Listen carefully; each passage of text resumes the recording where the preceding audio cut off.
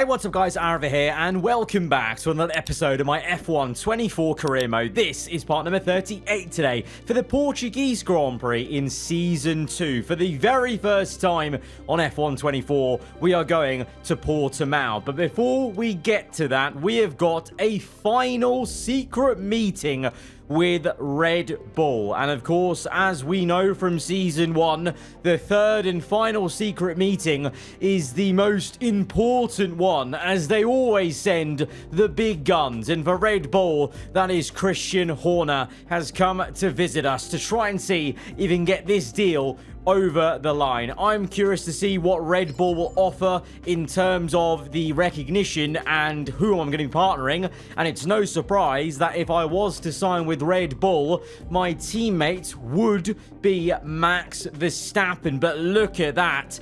31% recognition only. Max nearly at 70% recognition. We really would be walking into the lion's den. It would be totally his team, his call, with a lot of the seeker upgrades, of course, whereas we're, 45% recognition, nearly towards 50% at McLaren, and we could be higher at other teams depending on, what the options are. But yeah, so that's interesting to note, and that's pretty much all I wanted to do here with Red Bull. Obviously, kind of almost venting out my frustrations with the team order issues this season, the operational issues, pit stop issues, car issues, failures, etc., that have put us on the back foot. All of that has made me decide, obviously, that I definitely want to leave McLaren at the end of Season 2, but we didn't know, I don't know who that's going to be with. Red Bull obviously came knocking on the door at a very opportune time, so I thought, to spite McLaren a bit, I'd, go into talks just to see what's what, basically. But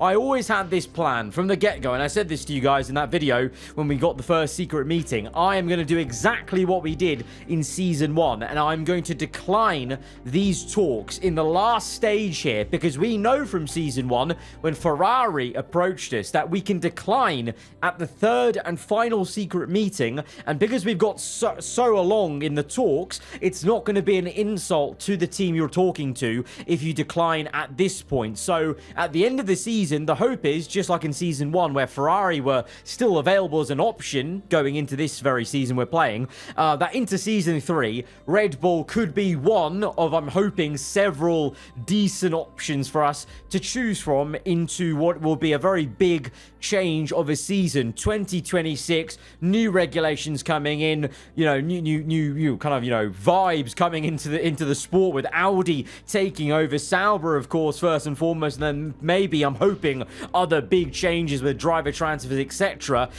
So I want to leave all my options as open as possible. Let's not go too early in on Red Bull just because they've been courting us a little bit. And, obviously, when it comes to contracts, I've always done this with F1 games. I like to play around with the teams, keep my cards close to my chest and keep them guessing right until the last minute when we decide what we're going to do. So we will decline that. Thank you very much, Horner, for coming to speak with us. But for now, I'm going to take a little step back and see what's what. Because to be honest, if we look at what's happening in real life at Red Bull, where personnel are leaving left, right, and center, it would seem maybe they're not the place to be going forwards in this career mode. But it was nice to tee up maybe, the idea of us leaving McLaren. It feels like more of a reality now that we will definitely be leaving this team at the end of the season. But of course, we have work to do. I still want to win that elusive first World Championship in our career with this team, despite them, being quite annoying to us this season as it's gone on. But for sure, I'm quite hopeful about, I mentioned driver transfers being a thing into next season. I hope there are more of them compared to season, into this season. And the hope is there because we've got an email about driver market rumors. Perez, well, no surprise, is in a tough spot according to Elena, and will be probably being replaced. Obviously, Red Bull were probably looking at me to replace him, but it looks like, even if I was wasn't to go to Red Bull, that someone would be taking Perez's seat. I would like to hope, and I still have hope that maybe Lewis will move to Ferrari in the game, but we're going to have to see. Unfortunately, on this year's game compared to previous F1 games, there is no way to increase transfer possibilities. There's no way to mod the transfer possibilities or anything like that. So we really are stuck with whatever the game gives us. And I've always said in the past years, if you don't have mods involved, I feel like the game is quite dull and very safe when it comes to transfers. But we'll see. Let's all have a prayer to hope there's some interesting transfers. Otherwise, I will probably be kicking off in a separate rant video because, yeah, it's just not good enough in my opinion. But anyway, if you did miss the previous episode at the Brazilian Grand Prix, that race was a must-win. To be fair, the rest of these races are must-wins as well. We have to just aim for first place, and even if maybe we don't get first in one or two of these races, maybe Alonso goes down the order and maybe we can pull this back. But we've still got a long road ahead of us. But we did get that victory after some really awful driving in the sprint. We got that victory in Sao Paulo, the full Grand Prix, but there's still, what was it, like 21 points between myself and Fernando Alonso. That is still so much to do in 3 Grand Prix, and that's obviously remembering that Aston Martin, technically on paper, are the better team right now. And as we go in to Portimao, I was very worried about them making upgrades. Thankfully,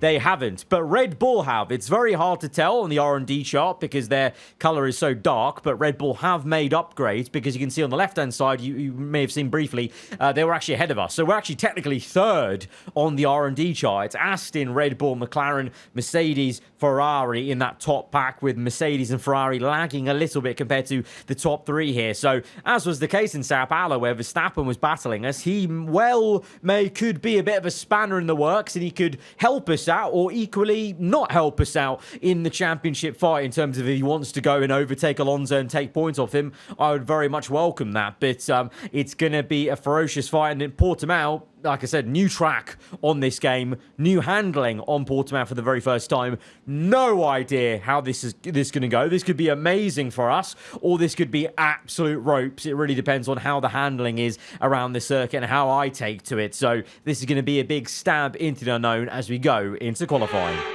Now practice is over, qualifying awaits. Welcome along from Portugal and the fearsome Portimao. Time to light up those timesheets and see who can take pole today. I was quite concerned going into Portimao how this was going to go. It's obviously a roller coaster of a circuit with the undulation. There's plenty of curbs that on the previous F1 games have caught people out. And with this new handling model on this year's game, that's, both those in combination was a worry. And, initially, there was, a bit of confidence there at some of the high-speed corners. I feel like some corners on this circuit, it's giving me F1 22 vibes, where the rear end is very skittish.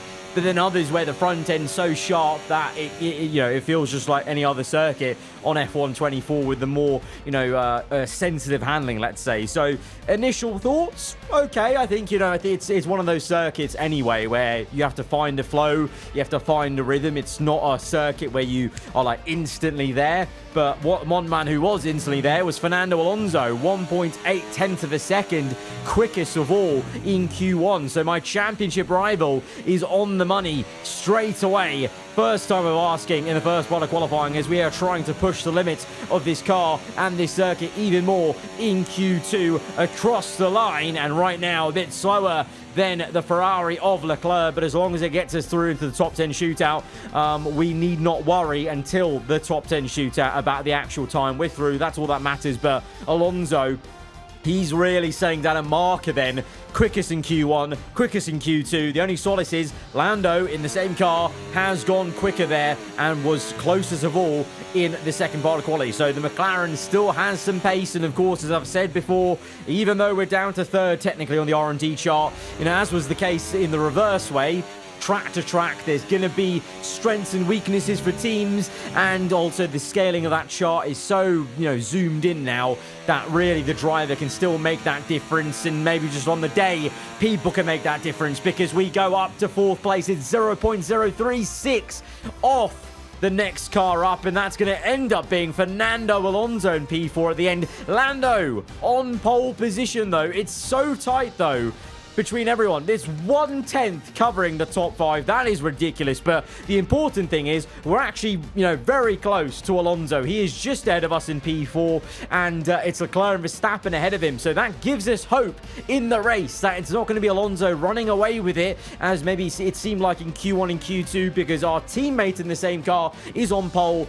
2 other teams are ahead of Alonso, so it's game on it, really. It seems like a very open race between 5 different drivers. Let's go to the grid. The Formula One circus has made its way to the southern coast of Portugal this week and is preparing for what I think will be a terrific race here in Portimao. So Portimao features 15 turns over the course of its 2.9-mile length. 9 are right-handers, 6 are to the left. This is a track with a lot of uphill action, which only accentuates the importance of getting those exits right, especially at turn 4, where a good line can present opportunities to pass on the way into turn 5. It's time to see how our drivers are stacking up after yesterday's exciting qualifying session. Lando Norris put in a fantastic lap yesterday, and he'll start from pole position. And it's Charles Leclerc in P2. Considering the rest of the grid, we have Verstappen, Fernando Alonso, a McLaren, Stroll, Perez, Russell, Oscar Piastri, Gasly, Sainz, Tsunoda, Sargent, Albon, Bottas, Ocon, Ricciardo, Hamilton, Hülkenberg, and Joe Guan Yu. And with lights out just moments away, it's time to go down to the track. And alongside me for the first time this season here in the commentary box, Naomi Schiff. Hello, Gnomes. I know what we've got to do before the start of today's race, but what about our driver? What do the final hours look like for them? Well, every driver certainly has their own way of preparing themselves before a race. But I can tell you that pre-race rituals are a real thing. When I was in go-karting, I used to touch every wheel in a specific sequence before I got into the kart. And then I stepped up to cars and had a specific set of fireproof base layers just for race day. So watch the drivers when they're on the grid. Some may be sitting on the floor and isolating, others may be up to other things that they do. But these little things really help their minds get ready for the race. So strategy-wise today, it's going to be a little bit of an interesting one. Portimao has always been known as a high abrasive circuit, but also tyre choices are different, which is going to factor in to everyone's strategies. But the 2 default options I had from my engineer were both 2 stops, either involving 2 mediums and a soft, which is the one I've opted for, or 1 soft at the start, medium, and then hards. But I don't think it's wise to start on the softs. I don't think they'll go very long, just based off previous times we've come to Portimao, but it's a different game, so who knows. But we've also got the increased tyre wear here in Season 2, so who knows. But we've got mediums. Alonso's matched us on mediums, which is interesting. Lando, I believe, on pole position on mediums. Leclerc, Verstappen on soft, so it could be a very interesting top 5 battle. Those 2 might be quicker initially, and then the mediums will come in to play as the better race tyre as we go to 5 red lights. The third last race of this season is underway at Portimao. For the very first time on this game, it's a slow start for the pole sitter. Leclerc on the inside, Verstappen goes round the outside. It's 3 wide. Ferrari, McLaren, Red Bull. We've gone round the outside of Leclerc and Alonso, though, as we just picked our line wisely. We're up to 3rd place, and for the first time in what seems like ages, it's actually a positive start where we've gone forwards a couple of positions, and Verstappen leads the way then in the all-white Red Bull. Lando in 2nd, ourselves in 3rd, but crucially, the only thing we care about, honestly, is the fact that we're 2 positions ahead of Alonso. But we need to try and aim for more, of course, because the points differences between 3rd and 5th aren't that great. If we could even just break that 2nd place, that would be great. But let's see. Red Bull technically have a better car than us, but Verstappen on the softs, those tyres will start to wear, and eventually he will feel the pressure, I'm hoping, of Lando, of ourselves. But unfortunately, it's the same case for Alonso versus, Leclerc. He will eventually feel that tyre wear, the Ferrari, and at lap 3, as we chase down Verstappen, both as McLarens, Lando with a bit of a poor exit up the hill, as we have a little look to the outside, there's just a little bit of an inkling that maybe, again, we have a little bit of a race pace, but we've got to watch out. Those curbs are a bit deadly as we get pushed to the right-hand side of the circuit. And to be fair, Leclerc and Alonso are keeping in tandem. So it's really just right now Verstappen stretching his legs. He's broken DRS right now. So the leader is pulling away a bit, and it's really a battle of P2 down to P5. But I'm hoping that Lando can dig deep and get us back into DRS range of the Red Bull, because Alonso is very much thinking about making moves as he's now pressurizing Leclerc, both of them with DRS open. Alonso looking to the inside. Leclerc does well to shut the door, but you feel like it's only a matter of time before Alonso gets past. Lap 6, look at the mini-map. There's now a bigger gap forming. Leclerc is really struggling on those softs, definitely a lot more than Verstappen is. Clearly, shock horror, the Ferrari not liking its tyres after a couple of laps, but we're getting the hurry up from Mark to overtake Lando, interestingly. So he thinks we're quicker right now at this stage as Alonso gets round the outside. He's up into P4. It was always coming. It was not a question of if, it was just when it was going to happen. But yeah, Mark trying to hurry us up. You know, I've got a question for Mark. Why doesn't he give Lando team orders to let me buy? I feel like that should actually be a thing in the game where my AI teammate could be given team orders, because if you're asking me to overtake him, why not just, you know, make life a bit easier? I'm just talking out loud. But to be fair, Lando maybe responding to that push from our engineering team as he goes and overtakes Verstappen, who is now maybe feeling his tyre wear. It's oh so close. Great on board from his POV there, showing us diving on the inside, keeping it close but keeping it clean. And it is now a McLaren 1-2. Verstappen falling away down to third. To be honest, I wouldn't be surprised if Alonso eventually pressurizes him for an overtake before we make pit stops. Meanwhile, you've got some really interesting people in the top 10. Sargent in the Alpine, Piastri in the Haas, ahead of Russell in the Mercedes car. Sainz is out the points, Hamilton out the points. Very, very peculiar, you know, set of drivers in the top 10, as we've still got the same objective to pile on the pressure to Lando Norris, and we are doing that immediately now on lap 9 as we send it to the inside. Oh, he's lost the back end. He lost the back end. We're up into first place. That was incredible, though. That was very lifelike. He really actually got into a drift. That was almost like I was driving his car as we get up into first place. And he's now side by side with Verstappen. He'll have to do some defending. Let's look at a replay. Cheeky little dive. To be fair, he opened up the door, but then look at this. He actually legit just loses the back end. It's almost like a lifelike player just losing the rear and drifting it, and it allowed us just to sail on through. And then Verstappen goes round the outside, tries to get it. He actually gets a better traction initially, and then midway through the exit, Lando will keep second place and is now on to lap 11, actually broken off DRS from Verstappen, who's under pressure from Alonso. Lando with DRS open, we're a sitting duck. We're not going to fight that too much on purpose, because there's no point fighting it and losing time to the cars behind, because now the car behind is Fernando Alonso, our championship rival. He overtakes Verstappen. What did I say? No surprise for me that he's eventually got the Red Bull, because at this stage, Leclerc, he's already pit off the softs. The fact Verstappen's still going on this set of soft tyres is incredible, and he's losing a lot of time, I must say. Lap 13, we're now considering coming in. We're actually 2 laps over our pit window, but we decided to stretch it because behind Lando, I was just able to save a lot of DRS. So we're getting DRS off him constantly. So I was saving battery, you know, just saving, you know, pushing too much. And we were still, you know, in a reasonable range to Alonso. Oh, he's come in. Oh, he's come in. Okay, that's a bit annoying. We have to continue on. I thought that may happen. He's obviously got pit priority being in first place. You know, he can just block us off with that. So we're going to have to go one more lap. But to be fair, on that extra lap, I actually managed to stay well ahead by over a second to Alonso. So I was worried, because as we crossed that lap, that Lando came in, Alonso was actually under 1 second, but we just managed to eke out a bit more time there, dig deep, and so we didn't let Alonso get DRS. He continues on, Stroll continues on, so Are Aston trying a cheeky one-stop?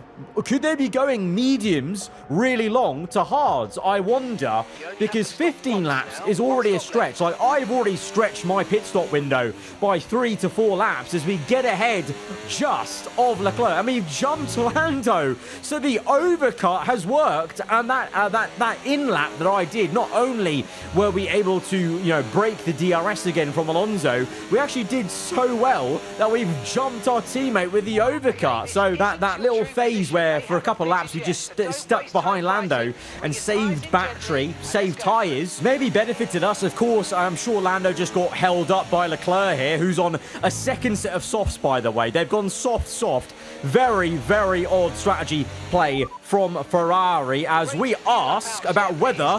And Mark says, look at the bottom, rain is a few laps out. I actually heard earlier something about rain, but I wanted to double check because I'm very surprised. There's apparently rain on the way in this race, even though it wasn't forecast in the strategy screen as Lando gets the overtake done eventually on the Ferrari. But now, Aston going long, are they trying to get to the wet period, I wonder? Because Mark tells me again, rain's on the way, and now all of a sudden this looks a bit worrying. Are Aston trying to pull off a blinder and go long until the rain comes, I wonder? Okay, mate, and that's Lando behind. Really? They're faster than you, mate. They're faster than you, so let them through. Are we doing this again? For the third time this season, we have been given a team order to let Lando by. He just made a move on the Ferrari. What are McLaren doing this season? The way to win a championship is not by yourself, it's with the team. You're going to need Lando and you're going to need the team. Right, well, that's interesting. Well, the McLaren engineering team really pulling out all the stops to convince me this time to obey team orders. I mean, with two races to go after this one, maybe I do need the team. Maybe I do need my teammate, even though I have been insulted by the team orders before. Now, maybe is the time to maybe bite the bullet. I'm going non-ERS. I'm going to do it. I'm going to do it. I'm going to accept the team orders. I've let him by. I've let him by because, you know what? Yeah, there's 2 races to go. Last race, Lando tried hard to take points off Alonso. It didn't work in the end, did it? But he tried to take points off Alonso. I may need him to take points off him next race in the finale. Who knows how this is going to go? Especially if Aston Martin, if they're going mediums to inters and are somehow going to get a 1-2 in this race, we're going to absolutely need the whole team behind us, including our teammate who has just overtaken us with that team order. We're going to need it. So let's play the team game now in order to help us out in the long term in the next 2 races. But Alonso's in! Alonso's in! Thank God for that. I really thought for a sec he was going to absolutely cook us by going long, but it's impossible. Those 19 laps on mediums anyway is ridiculous. That's 2/3 of the race that he's put on hards, and it's a slow stop. It's a slow stop. Yes, it's a slow stop, but he's put on hards. He's going on hards less than the mediums. So really, when you think about it, this is a really dumb strategy from Aston Martin. Stroll's going on for 1 lap longer, and as we speak about that, it definitely looks a bit more overcast. The dark clouds are coming in, and on lap 20, the rain is starting to fall. Now, I've been happily sticking behind Lando on non-ERS, saving battery, saving tyres. That was obviously beneficial to us in the first stint. It probably got us ahead of him in the first place, you know, in the first round of pit stops. But now you can see I'm really having to hold back and not overtake him on purpose, because I do have a bit more pace about me, because he's probably shredded his tyres. I've kept mine intact, just kind of chilling out behind him. But now the rain's falling, and especially with Alonso and Stroll pitting now to 1-2 for McLaren. Verstappen's nearly 5 seconds back. Alonso, you know, a whole pit stop behind us basically. I wouldn't feel too bad now about trying to re-overtake our teammate and get first place in this race to get the win. If we got a win and Alonso was 5th, that would completely bring it back into contention. It would feel a lot more tangible in the last 2 races, but it is very tricky out there. 2 moments of oversteer, and that one was really bad. At the end of that lap, we almost completely span it, as it is getting very damp on the curbs. We have made sure we've set the tyres for Inters, and out the hairpin exit, Lando struggles for traction. Look at that, we've completely done him. We're up to first place with 6 tenths ahead. Such is the amount of wheel spin he's got. So myself and the AI around us struggling for grip on the intermediates, whilst Mark still says it's time for dries. But by the time we get to lap 25, I've got to make a decision, because Alonso, he's switched on to hards. He's made his tyre choice. If we stick on mediums, we have to come in for a tyre compound change anyway. So I'm coming in, I'm pulling the trigger. Despite my engineer, everyone's staying out on dries, and my engineer saying, oh, it's still probably time for dries. I have to make a decision, and I've decided, you know, I've ignored what they're telling me. I'm just going to make my own call and come in for intermediates, because we have to change the set of tyres anyway. We've got medium, so we have to change our compound. And perfect timing. I always think when DRS gets disabled, it is the perfect time, and that is the crossover. I think we've timed that to perfection, I think, as Sainz is also in on Inters behind us. Look at the top left. So that's a real good confidence booster if someone else has also thought it's time to jump in for the Inters. And to be fair, instantly the grip levels feel a lot more comfortable. It's not looking too quick, but stability-wise, the car is stable, much more stable on these Inters. And yeah, like I said, DRS being disabled is a huge thing. So now we push on, and I think we could get a huge gap, I'm hoping, to the cars around us, and this could really turn into an amazing day for us. It was looking a bit, you know, precarious when the 2 Astons were 1-2. If I was them, I'd be kicking myself. They really should have tried to go to the interperiod. Even if those mediums were shot, it was Alonso's only chance to get ahead of me on track position, because he was already behind me. You know, those are the kind of calls that could make or break a championship, and this could make it for us as we get into first place. And it was the correct call for me to look for the overtake on Lando for first place, because ironically, after all of that, all the team orders calls, he's actually lost a position to Verstappen in the pit lane. And we know Verstappen's very good in these conditions, so I feel like he will keep second place. Lando down to 3rd, Russell 4th, Alonso is indeed in P5, as we see Joe Granu up into P9 in the Sauber. Albon P10, Perez out the points. No wonder they want to replace Perez. And Leclerc, well, he's had a dismal day. Ferrari really not having a great time with the strategy. I think he's done a 3-stop today, Leclerc. So really not, yeah, they've not really done very well today. As we're on lap 28 then, and Mark is telling me about tyre wear to try and keep it under 15%. I was wondering, why is he worried about tyre wear? We've only just started this stint, really, and then I quickly realised, oh, the tyres, well, I've got a bad flashback to Brazil. They're rock hot, and they are burning up internally.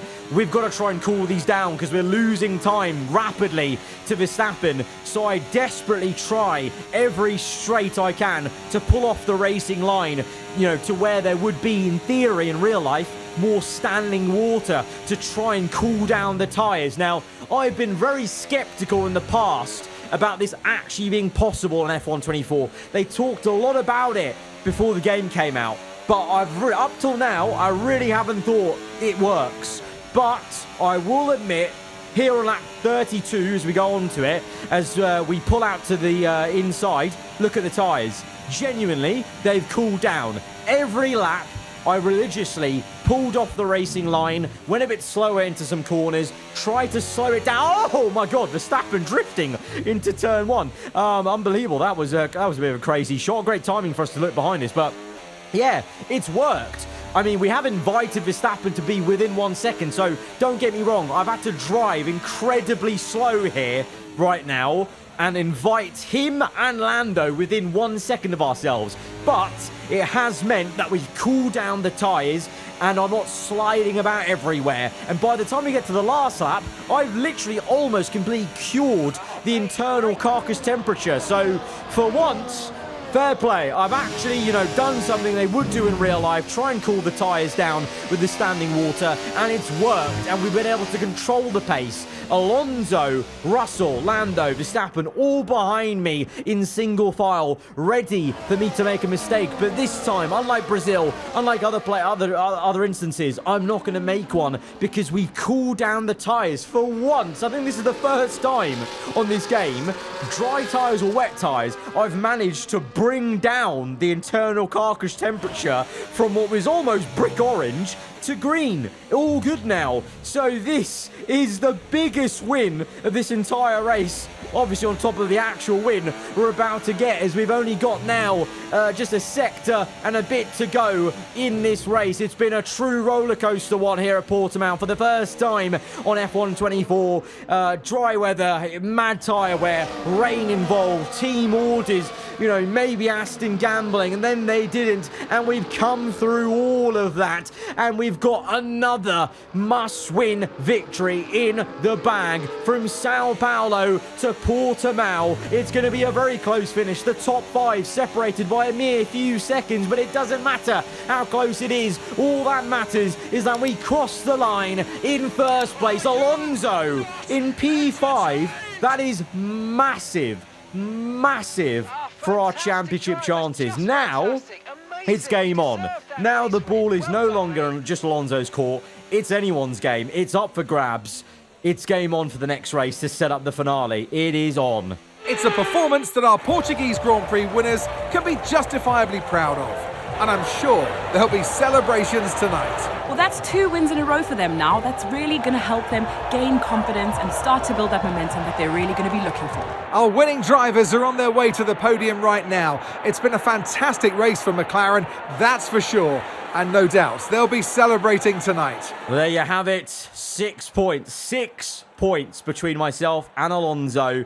It is near enough by 1 point, I think, as close as it was before I got that engine failure in Singapore. So it's taken 2 wins back to back. Alonso getting the P5 here today, which was a big bit of luck. And obviously, to be fair, also you would say it's actually not luck. Aston should have gambled more than they did, and if they were going to eventually pit for dries, they should have pit Alonso way earlier than they did. They just wasted their opportunity by going long on mediums and then not waiting for the wet period.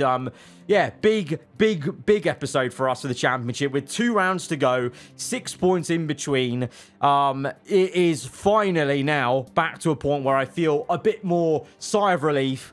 But we've still got work to do. We're still trailing, and there's still results to get in the next 2 races. And Las Vegas is going to be a slipstream fest, so who knows how that will end up. We're now 88 rated, the highest we ever have been in the career. So the momentum is coming back towards us after that engine failure. Guys, if you have enjoyed the video, be sure to hit the like button. Let me know what you thought in the comments below. If you're new around here, then do get subscribed for weekly Formula 1 content. I'll see you guys next time. Goodbye.